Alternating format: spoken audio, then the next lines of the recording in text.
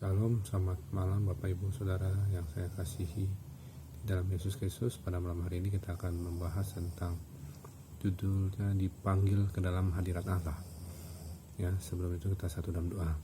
Ya Allah Bapa yang bertata dalam keadaan surga, Bapa di dalam nama Tuhan Yesus Kristus, kami syukur Tuhan kepada Tuhan. Kau telah dan terus Tuhan memelihara kami.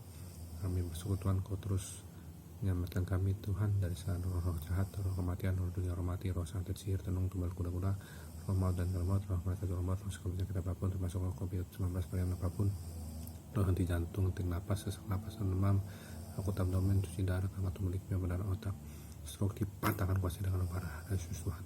Kami berdoa Tuhan, kami tolak roh kematian kubur dipatahkan kuasa dengan parah, Yesus Tuhan. Kami tolak tugas segala roh jahat, kuasa iblis dengan kuasa dengan darah anak Allah dipatahkan semua dengan doa Tuhan. Terima kasih Tuhan, kami minta ampun Tuhan atas segala dosa dan salah kami sepanjang hari ini. Kami minta darah anak Allah dan Yesus Kristus menyucikan, menguduskan, membersihkan tubuh jiwa kami dari segala dosa dan salah kami. Terima kasih Tuhan, pimpin kami Allah Roh Kudus dalam membacaan firman pada malam hari ini. Rahmat Tuhan Kau berikan kepada kami Tuhan Allah Roh Kudus. Dalam Tuhan Yesus kami berdoa, amin. Ya, jadi kita bahas tentang dipanggil ke dalam hadirat Allah. Pertama-tama ini kemarin kita sudah bahas bangsa Israel berjalan dari Rafidim ke Gunung Sinai. Gunung Sinai itu gambaran Pentakosta karena di bulan ketiga ada baptisan Roh Kudus. Jadi kita sekarang baca di Keluaran 19 ayat 3. Lalu naiklah Musa menghadap Allah, dan Tuhan berseru dari gunung itu kepadanya, beginilah kau katakan kepada keturunan Yakub, dan kau beritakan kepada orang Israel. Saya ulangi, lalu naiklah Musa menghadap Allah, dan Tuhan berseru dari gunung itu kepadanya, beginilah kau katakan kepada keturunan Yakub, dan kau beritakan kepada orang Israel. Nah, di sini umat Israel dipanggil ke dalam hadirat Allah. Ya, di sini Tuhan berbicara kepada Musa di Gunung Sinai dan memberinya banyak janji bagi bangsa Israel. Kita melihat dua hal di sini, hadirat Allah dan suara Allah. Jadi hadirat Allah dan suara Allah itu adalah satu kesatuan.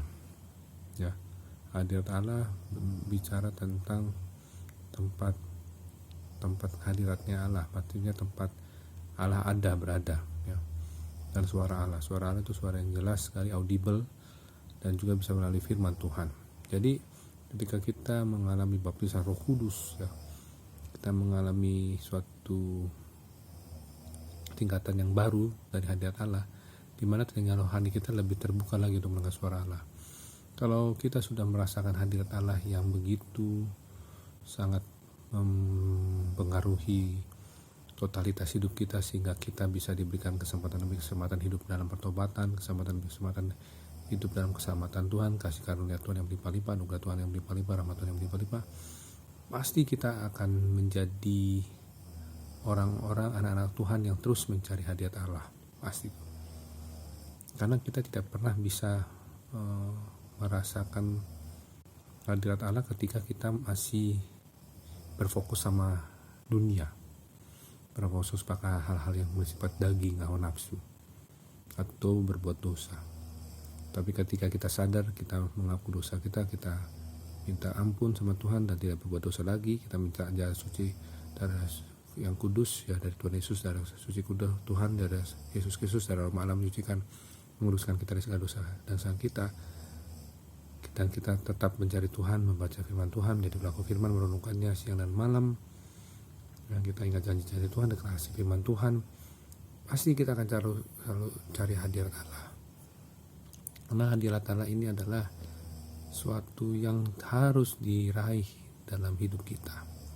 Setiap waktu, detik, menit, jam, hari, minggu, bulan, tahun, 10 tahun, kita tidak bisa hanya cuma diam diri saja, harus proaktif untuk mencari hadirat Allah. Kenapa? Karena janji Allah kita itu selalu disertai Tuhan.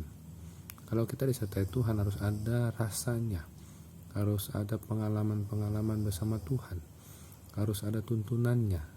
Ya, nanti diberikan petunjuk-petunjuknya melalui suaranya, bisa audible langsung. Jadi jangan sangka kalau Musa tuh dikasih suara Tuhan itu dan semuanya nggak dikasih, enggak. Sebenarnya suara Tuhan itu bisa didengar siapa aja, bukan hanya Musa, Harun, tapi setiap kita bisa mendengarkan suara Tuhan. kalau kita terus fokus mencari hadirat Tuhan. Kalau udah dapat bagaimana? Ya kalau udah dapat kita terus ya berada dan diam dalam hadirat Tuhan, kita mengucap syukur, memuji Tuhan, menyembah Tuhan, dan terus kita mencari hadirat Tuhan, karena hadirat Tuhan itu hal-hal yang paling terindah dalam hidup kita, karena menyangkut keselamatan, menyangkut keadilan Tuhan, menyangkut terang kebenaran Tuhan, menyangkut kita bisa menggenapi janji-janji Tuhan, ya, melakukan perintah-perintah Tuhan, ketetapan-ketetapan Tuhan, hukum-hukum Tuhan. Kan kita juga tidak main-main lagi sama Tuhan. Kita ada takut akan Tuhan, takut yang kudus akan Tuhan, dan kita terus diurapi oleh roh-roh Tuhan. Ada ketujuh roh Tuhan, yaitu roh Tuhan, roh hikmat, roh pengertian, roh nasihat, roh keperkasaan, roh pengetahuan, dan roh takut akan Tuhan. Ya, jadi kita ini betul-betul harus fokus ke dalam hadirat Allah, dipanggil. Kenapa? Karena masa-masa ini kita butuh hadirat Tuhan. Karena hari-hari ini tambah jahat. Karena Tuhan adalah kasih dan Dia sangat teramat baik. Dan kita tidak bisa membalas segala kebaikan Tuhan. Kita hanya bisa mengucap syukur dan setia kepada Tuhan, ya. Dan kita mau hidup dalam ketulusan, kejujuran, ya, kita mau hidup taat kepada Tuhan. Amin. Mari kita satu dalam doa. Bapa di surga, terima kasih Tuhan, Kau sungguh baik kami mau terus Tuhan berada dalam hadirat-Mu, menikmati hadirat-Mu, mencari hadirat-Mu, dan kami ingin terus meminta petunjuk-petunjuk-Mu, Tuhan-Tuhan-Mu atas hidup kami, karena kami mau dikaruniakan pertobatan yang memimpin kita yang memimpin kami dalam hidup Tuhan. Kami percaya Tuhan, Kau selalu bersama-sama kami. Tuhan, Roh Kudus-Mu kuat dalam hidup kami. Terima kasih Tuhan, berikan kami tidur yang nyenyak, bangunkan besok pagi jam 4.30 atau jam 4 atau jam 5 dengan tubuh disegarkan untuk melakukan saat teduh. Kami mohon Allah Roh Kudus menguasai alam sadar bawah sadar kami dalam tidur kami.